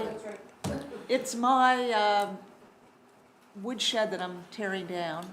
So I'm hiring a contractor. Either the contractor is billing me for it, which is okay, or, you know, if there's no charge, then he shouldn't be billing me for the tipping fee. What I'm saying, usually they would put that on your bill, to say landfill cost rather than being just trucking And cost. I would say that was a concern that was raised when I first started. is that Exactly. It was a bit of a gray area. It is gray, because you know, don't have a truck, so I'll need to take my shed to the landfill, so I don't know. Well, a lot of people just would go with the truck driver and they'd be the one. Oh, well, then I could do that, You yeah. can borrow my truck. I know, I just know people did. Councillor Connors? Thank you. So just to build on Councillor Church's, to build on Councillor Church's input, sorry. Sorry, Councillor Asif, I'm sorry. Yeah, certainly, not everyone has a vehicle that has that capability to, the vehicle to transport, or a trailer to hook to my car, right? And also too, people, and I know that I'm getting into too many levels here, but not everybody can jump in with their truck driver. And not everyone, maybe they have young kids at home, maybe they work shift work and so on. I just think that it's important to work through this, and I think it's important that we treat all property owners the same, whether they own a vehicle, whether they're a single parent, whether they can jump in with their truck driver or not. I get that. It's a perfect world if that can happen. I'm just saying. And again, it's a bit of a distance to travel from the tip of Aspetuggin or inland in Aldersville. And if I don't have that time to jump in with my neighbor who's trucking it, I just think we can work through this. I do. I think it's important. Thank you. Councillor Bremner? Thank you, Deputy Warden Vino. Yeah, I agree. We need to work through this because this is a win for us, but it should also be a win for the residents of our municipality. And I did receive several calls on this exact topic over the last year or so, where the person couldn't go with the truck and ended up paying double because they hired the truck to do it, and then they hired to dump it at the landfill, or paid to dump it at the landfill. So there is some challenges here. I'd like to see us work that the residents of Chester can have this somehow, that it works for them to their benefit. But not contractors. Not contractors, that's a different story. Now, how we come up with that, I'm gonna have to look at staff and figure out the best possible way, and I know that's tough. I would suggest that maybe in option 4, we go back and take that consideration to find a service avenue for residents who may not have an access to a truck, but may not have access to a contractor either. Councillor Asif? Thank you. Yeah, that was actually my question. I know when I go to the landfill, they ask for civic address. So if you get to the scale house and, he asks you what's on and it's C and D, if the person who's taking it there, whether it's someone doing it for the neighbor in a truck, if he gives them the civic address, would that work? Not with a contractor. No, but I mean, no, but what I'm saying, if it's a contract, I don't know how, you know what I mean, the contractor go in and say, my civic address is, or, I mean, I don't know, it's for staff to figure out, but I think that's a, when you have to report your civic address, if I'm taking it for Tina, because she doesn't have a truck, I said, this is Tina Connor's address, it's her civic number. I mean, I think it's too loosey-goosey, so if we try to tighten it up, it may stop someone from doing that, because they know that there may be some kind of a vetting process to make sure. It's like putting a camera up with no film in it, but it's the terms, right? Just a thought. Okay, I'm gonna go with Councillor Coolin. Well, in the past, of course, we're gonna change and have to have new precedent moving forward. But when Hurricane Dorian decided to flood my basement, and I lost everything in my basement, we had to pay tipping fees, right? Even though we assigned and told the gentleman who just had a trailer, that our civic address. So civic addressing verbally would not work because you could say any address, right? So it has to be some sort of control on that end, if that's the end, if that's how we're going. But I mean, just to say, well, this load in the back actually belongs to, and give a civic address within the municipality, that's not enough of assurance that that's not a truthful conversation that's had at. So some form of verification. There has to be, I mean, obviously, I'm just pointing that out. Thank you. Councillor Bremner? Thank you, Deputy Warden Vino. Let's make sure the scaler gets brought in on this discussion too, because that's the person that's gonna take the brunt of the unhappy people. And I think their input on how they've been dealing or looking or what they think is very important.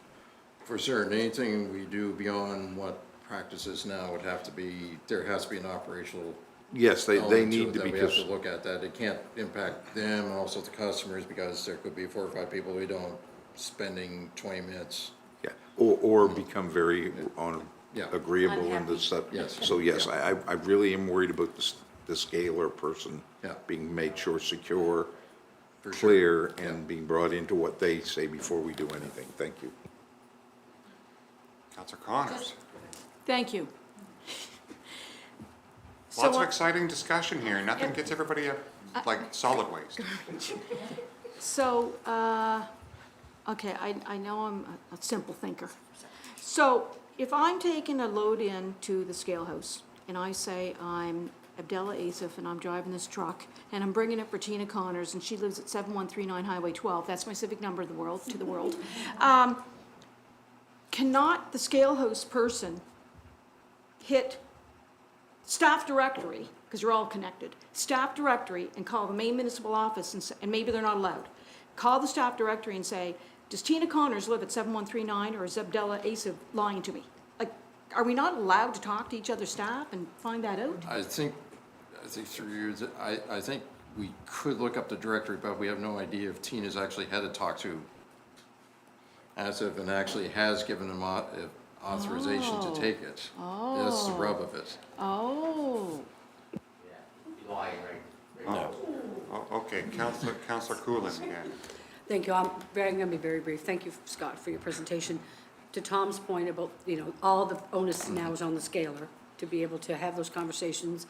Is there any type of potential signage prior to pulling up to that, knowing that the new tipping fees are now assigned? Instead of him having to verbalize it, it could be, okay, I'm driving into, and now I realize, oh, there's my new tipping fees. And then when he gets to the scaler would not have to do all the hard work, that there could be some sort of pre-signage leading up to his point of work?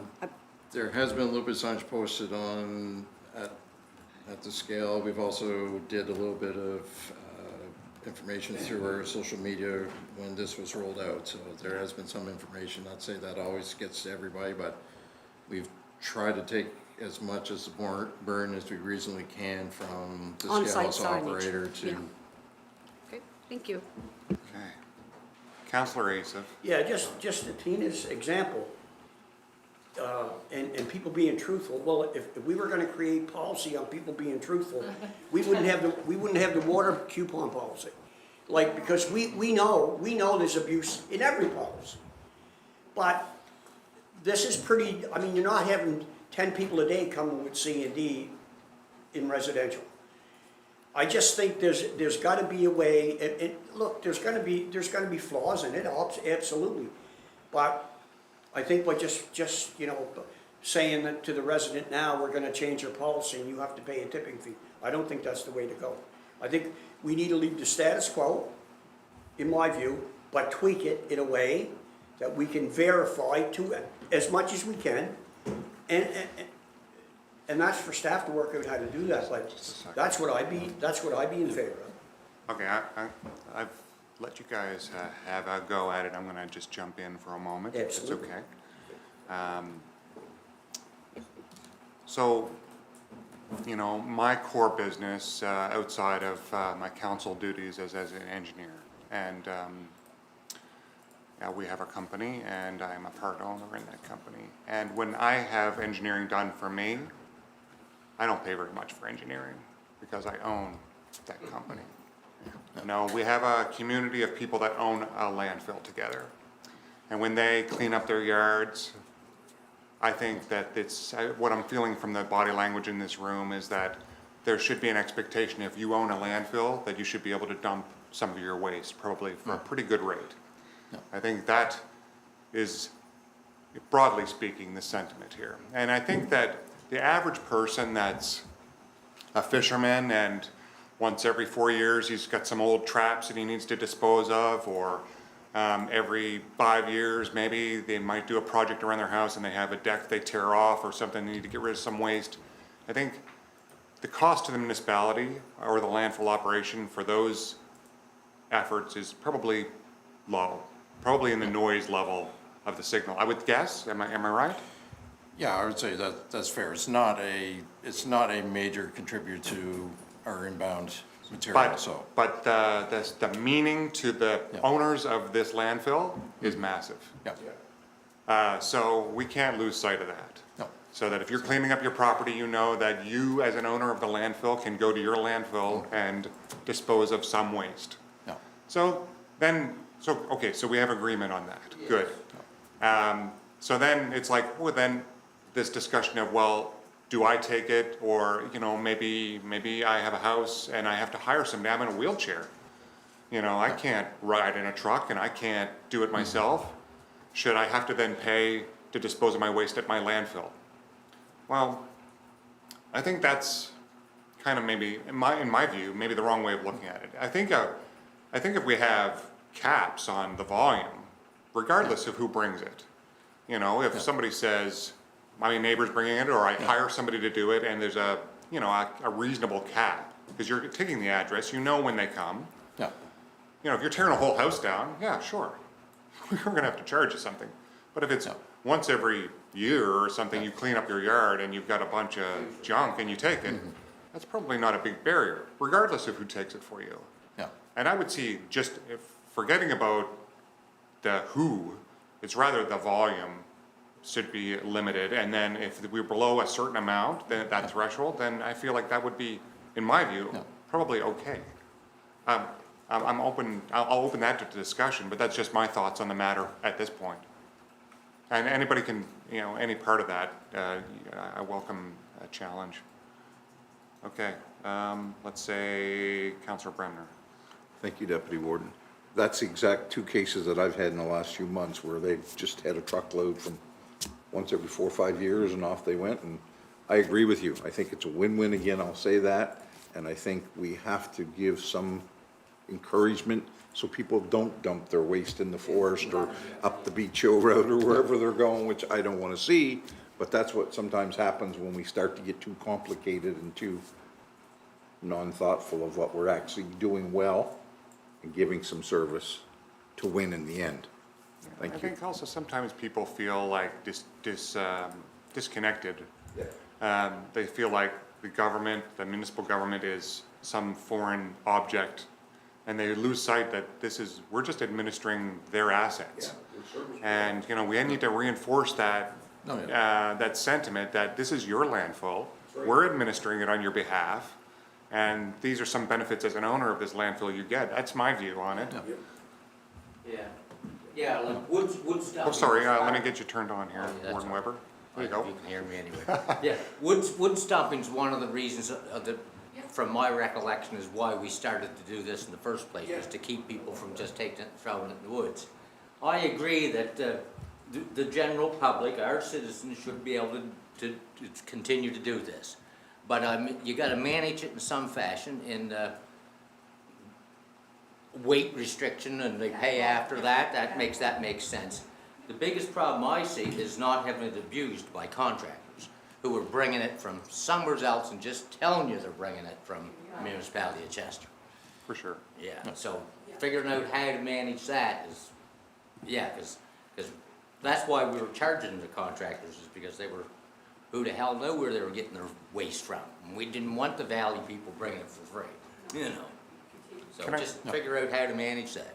I know Councillor Asif is ready to go here, but just, is there a way, because we've been collecting data for a long time, we have the weights, and we, you know, on probably a Saturday would be like prime time to find out what's happening there. Yeah. If we had an idea what the average tip was from an average person that's just doing their work, that would be really good information, because I have a feeling that amount of weight is not very much.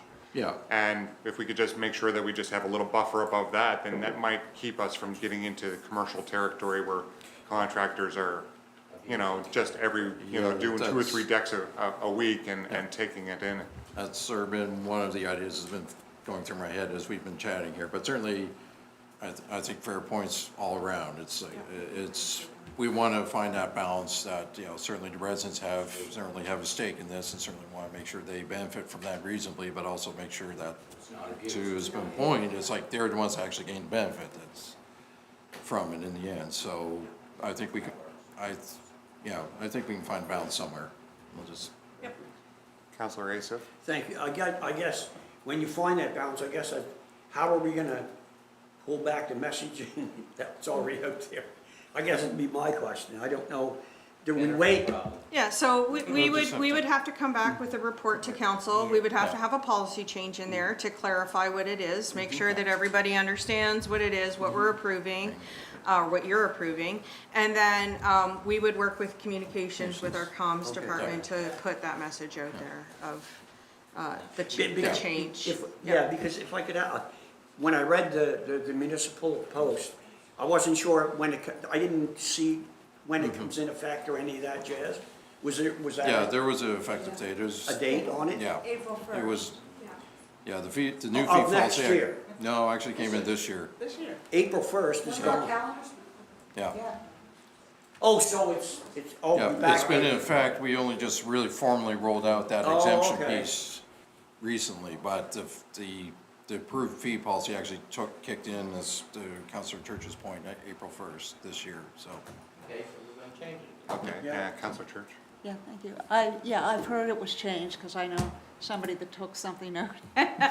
They were billed, so anyway, so are we going to have an exemption until we fix this? Or Well, that's will people have to my pay? next question. I mean, I what- think based on the body language here, I think that our recommendation to council should be to suspend Absolutely. the current practice of collecting fees until the policy's all been Absolutely. updated. We Yes. would Yeah, bring that was that my- as a recommendation. Yes, my- that that was would my be next- my wish, yeah. Absolutely.